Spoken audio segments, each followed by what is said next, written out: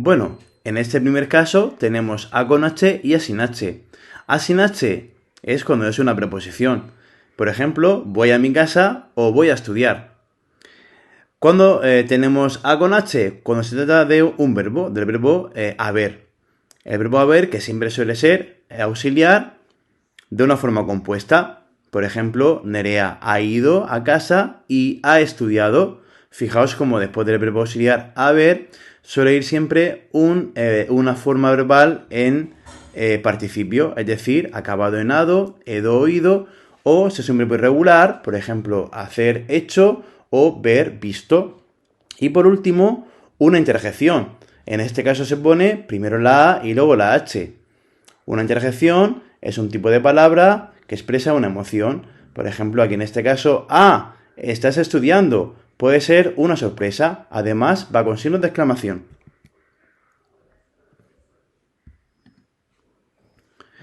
En el caso de E con H y E sin H, tenemos lo siguiente.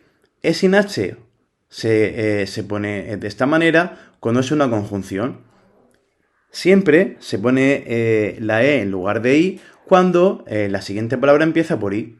En este caso, como Inés empieza por I, pues en lugar de Juan y Inés, se escribiría Juan e Inés. Y en este caso, como es una conjunción, como acabo de decir, va sin H.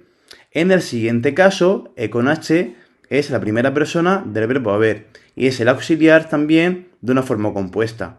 Al igual que el anterior, al igual que A con H que hemos visto anteriormente, aquí también funciona como un auxiliar y después aparece una forma no personal, es decir, un participio, o lo que es lo mismo, una forma acabado en ado, edo o ido, o si es una forma irregular, como hacer, hecho o ver, visto.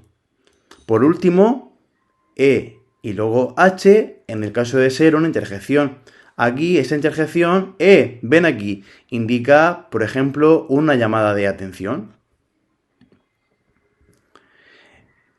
Para distinguir haber separado y con V y sin H y haber junto con H y con B, tenemos que tener en cuenta lo siguiente.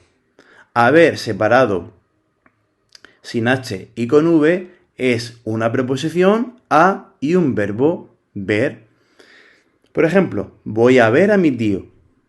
O, en la expresión que tanto utilizamos, a ver si vienes antes mañana, que expresa, por ejemplo, un deseo. En el caso siguiente, haber con H y con B junto, es del verbo, pues eso, haber. En el primer ejemplo, me alegro de haber venido. Y en el segundo ejemplo, haber venido antes, pues fijaos que en este caso tiene un significado pues como de advertencia o o como si te quieren regañar. En este caso, en esta expresión, se escribe junto con H y con B. Por último, la distinción entre hecho con H y hecho sin H es también muy sencilla. Hecho sin H es el verbo echar. Yo echo la basura al contenedor. O también es muy común encontrar la expresión de echar de menos a alguien. En este caso, siempre va sin H. Por último, hecho con H puede ser del verbo hacer, es decir, un participio regular. He hecho los deberes, como hemos dicho en las anteriores diapositivas. O también puede ser un sustantivo, como vemos en el siguiente ejemplo. Es un hecho generoso.